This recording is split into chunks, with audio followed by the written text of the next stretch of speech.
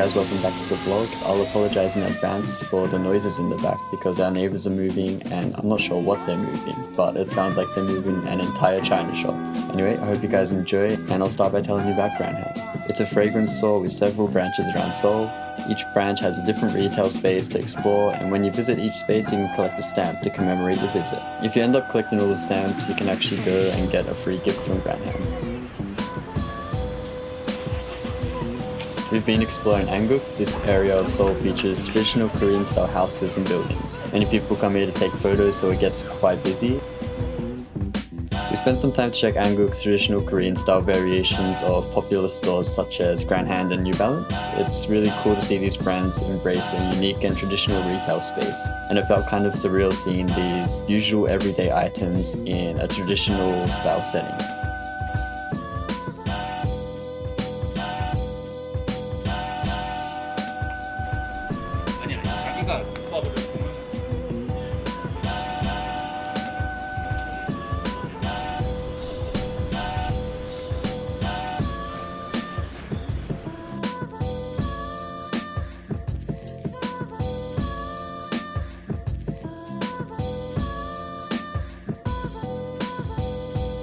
One place that I would highly recommend visiting is Hyundai Art and Design Library. If you've downloaded the Dive app, it's possible to visit here for free 4 times every month, and the collection focuses mainly on art, fashion, design, and architecture. I'd highly recommend visiting here if you're interested in these topics because their collection is quite extensive and they have a really interesting selection of books here.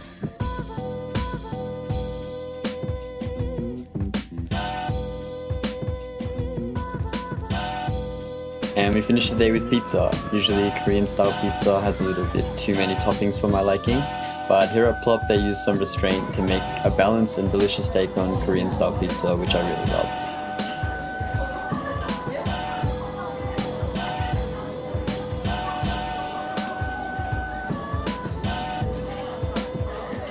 So as you might have seen in previous episodes, we've been riding bikes a lot around Seoul lately. And here's something that I've come to realize so far.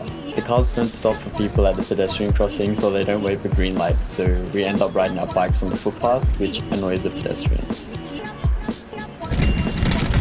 The annoyed pedestrians don't move for the bikes who ride on the footpath, and the bikes who can't pass the pedestrians weave past the cars on the road to pass the pedestrians on the footpath.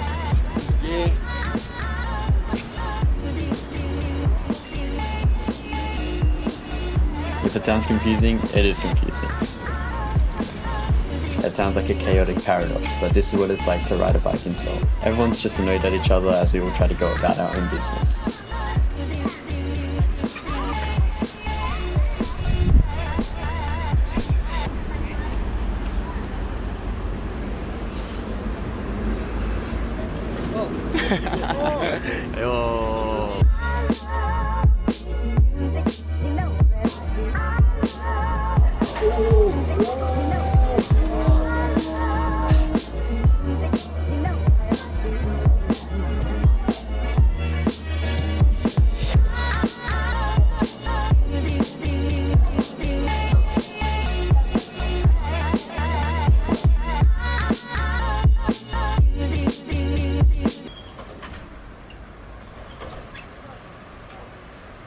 At first I was also annoyed and I still can't fully understand the situation, but I've come to understand enough to make an effort to remember the following. Before you get frustrated or annoyed by something, I think it's a good idea to acknowledge that everyone around you is in the same situation and that not everything revolves around yourself. We're all trying our best to get somewhere, like the pedestrians trying to catch the bus, or like me riding a bike trying to meet my friends. But why don't we just try to have fun while doing it instead of being annoyed at the situation? And I think that's the point I'd like to try and take away from the chaos of riding a bike in Seoul.